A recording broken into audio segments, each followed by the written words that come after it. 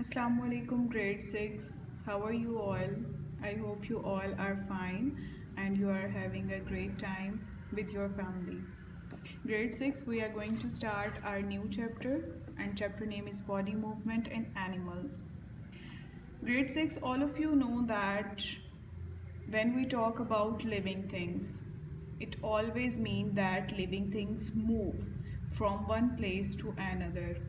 Like we as the human beings, we move, animals move from one place to another place. And when we talk about the plants, plant does not move from one place to another, but plants grow towards sunlight.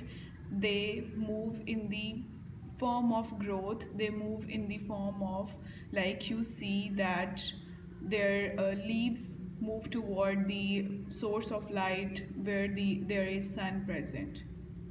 So every living thing in the world is recognized due to its movement, and all organisms move what they need to for their movement. They need a special body structure for their movement. There is a special body structure present in all animals and human beings for their movement. In plants also, like you see their stem or their leaves, these provide structure for the movement of all living things. When we are talking about the human beings or we are talking about the animals, there is basically a skeleton present.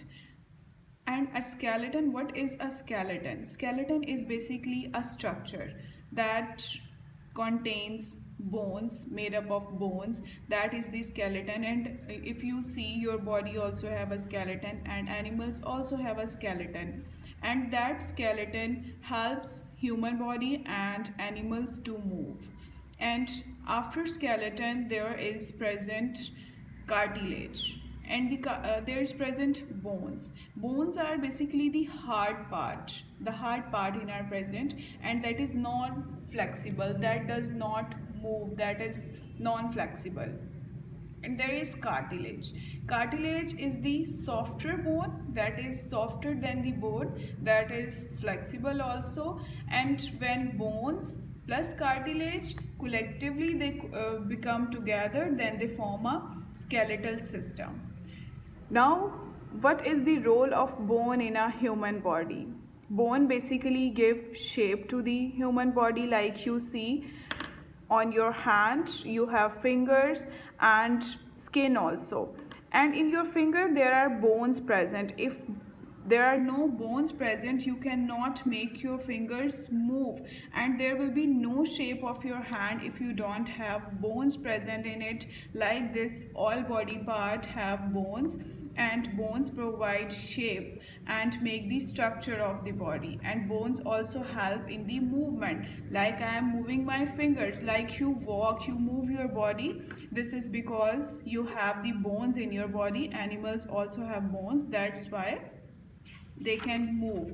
We bend our knees, we bend our self to pick anything, just because we have bones, we have joints, so we can move.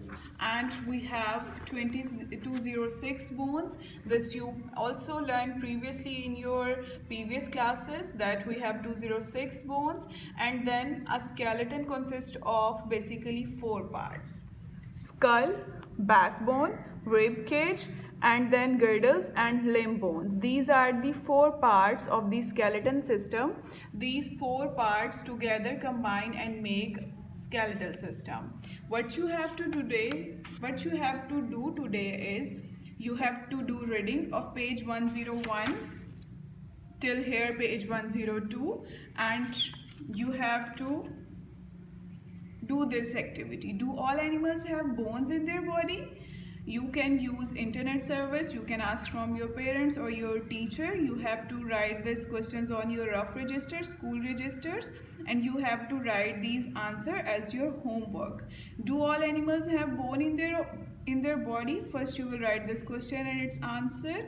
Find names of animals that do not have bones. You have to write name of those animals that don't have bones. And How do these animals move? The animals that don't have bones, how they move? These three questions you have to do with the help of your teacher or with the help of your parents. And reading of page 101 to page 102.